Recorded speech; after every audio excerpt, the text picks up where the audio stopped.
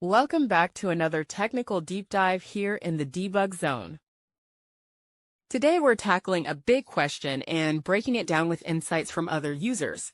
Hopefully this clears up some misconceptions and helps you get the answer you need. So buckle up, stay a little curious, and let's jump right in.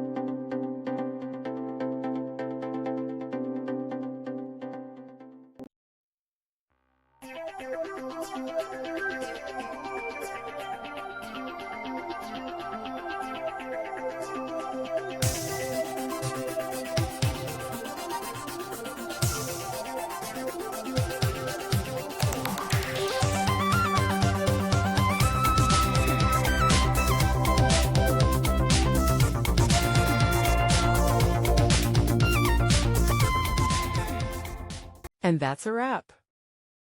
I hope you found the answer you were looking for. If you did, take a second to hit that subscribe button. It really helps out. And let me know in the comments which solution worked best for you. See you next time in the debug zone.